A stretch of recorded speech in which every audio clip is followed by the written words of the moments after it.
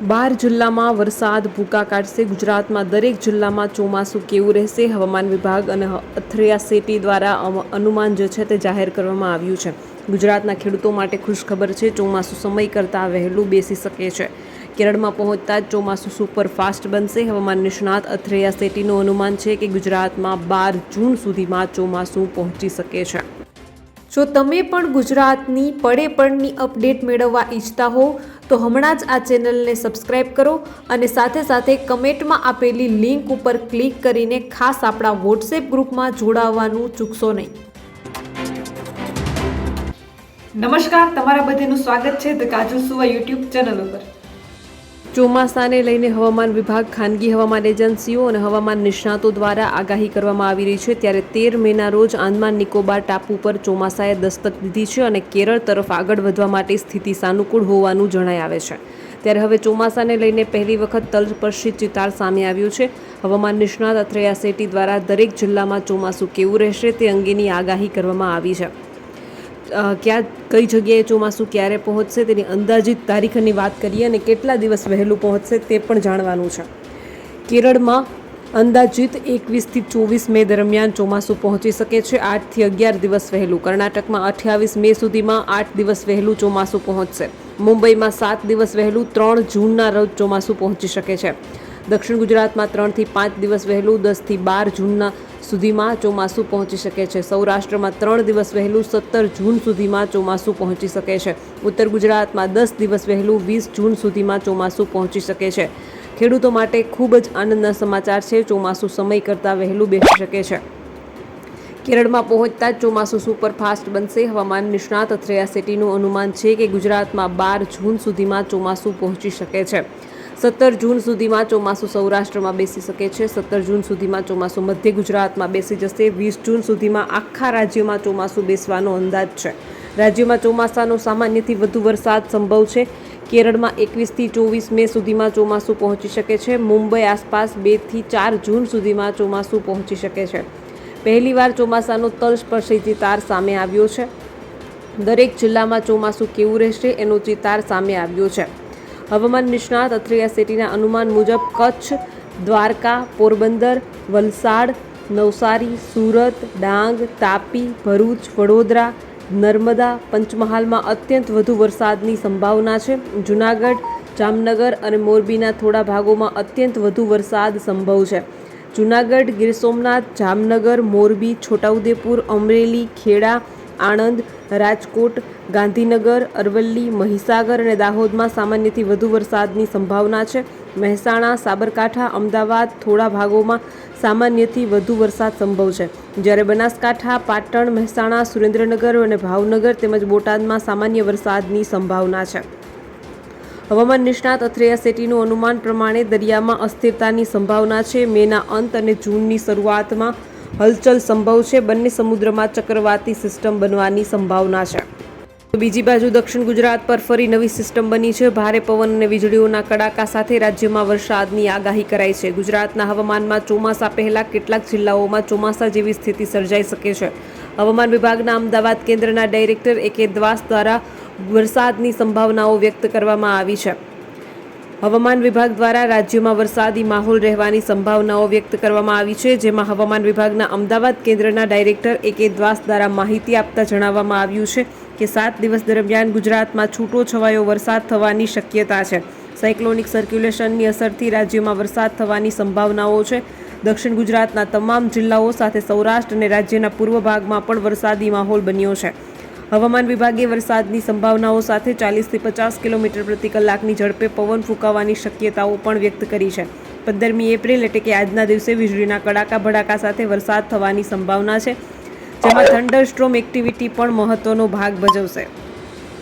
A.K. દાસ કહે છે કે 15મી તારીખે થંડરસ્ટ્રોમ એક્ટિવિટી સાથે વરસાદ થવાની શક્યતાઓ છે. જેમાં દક્ષિણ ગુજરાતના તમામ જિલ્લાઓનો સમાવેશ થાય છે. સૌરાષ્ટ્રના રાજકોટ, બોટાદ, જૂનાગઢ, અમરેલી, ભાવનગર અને ગીર સોમનાથનો સમાવેશ થાય છે. સાબરકાંઠા અને ગુજરાતના પૂર્વ ભાગમાં વરસાદ થવાની સંભાવનાઓ વ્યક્ત કરવામાં આવી છે. આગામી 3 દિવસ ગુજરાતમાં તાપમાનનો પારો 2 થી 4 ડિગ્રી વધવાની શક્યતાઓ છે. અમદાવાદ તથા આસપાસના વિસ્તારોમાં તાપમાન 40 ડિગ્રી સેલ્સિયસ રહેવાની સંભાવનાઓ છે. જે પછી 4 દિવસમાં કોઈ મોટા ફેરફારની સંભાવનાઓ નથી. વરસાદની સ્થિતિ ઊભી થવાના કારણે વાત કરતાં એ દાસ જણાવે છે કે દક્ષિણ ગુજરાતમાં અપર એર સાયક્લોનિક સર્ક્યુલેશન બનેલું છે, જેની અસરથી રાજ્યમાં વરસાદી માહોલ ઊભો થયો છે. નોંધનીય છે કે આંદામાન અને નિકોબાર ટાપુઓ પર ચોમાસું વહેલું પહોંચ્યું હોવાથી તેની અસર દેશના ચોમાસા પર થઈ શકે છે. રાજ્યોમાં વરસાદ સાથે થંડરસ્ટ્રોમની પણ વોર્નિંગ આપવામાં આવી છે. વીજળીના કડાકા ભડાકા સાથે વરસાદ થાય તે સમયે પવનની ગતિ 40થી 50 કિલોમીટર પ્રતિ કલાકની રહેવાની સંભાવનાઓ વ્યક્ત કરવામાં આવી છે.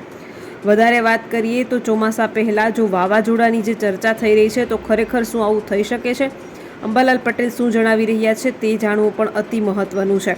હવામાન નિષ્ણાત અંબાલાલ પટેલની લેટેસ્ટ આગાહી અનુસાર 14થી 15 મે દરમિયાન ઉત્તર ગુજરાતના કેટલાક ભાગોમાં વરસાદ આવી શકે છે, તો 3 દિવસના બ્રેક બાદ 15થી 19 મે દરમિયાન રાજ્યના વિવિધ ભાગોમાં ફરીથી વરસાદ આવી શકે છે.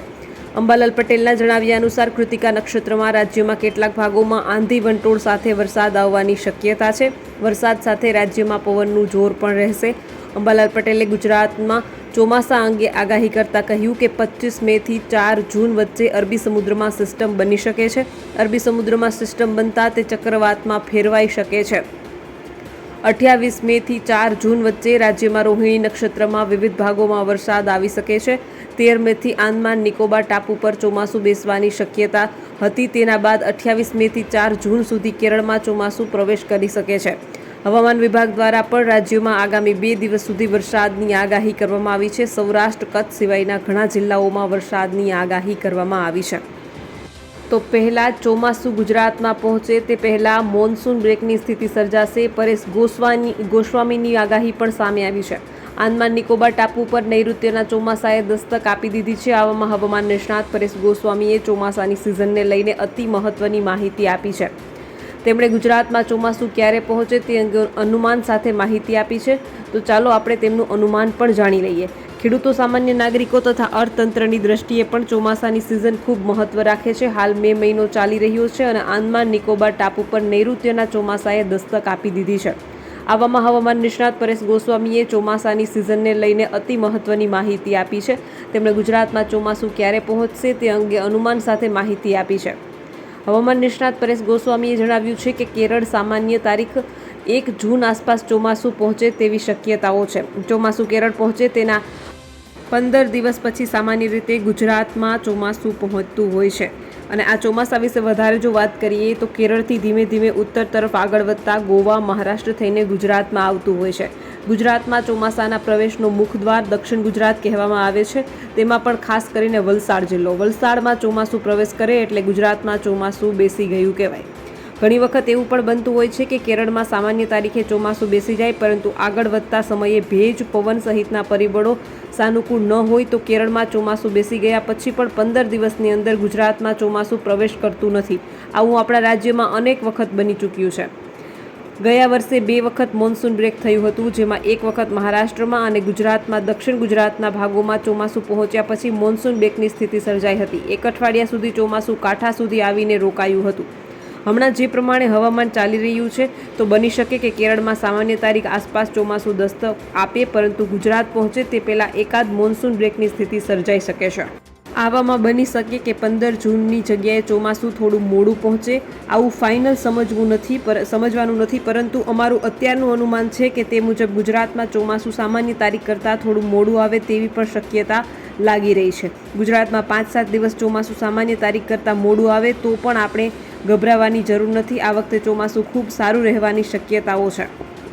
તો બસ આજના વિડીયોમાં એટલું જ. જલ્દી જ મળીશું એક નવા વિડીયોની સાથે. ત્યાં સુધી જોતા રહો ધ કાજલ સુવા યુટ્યુબ ચેનલ. નમસ્કાર.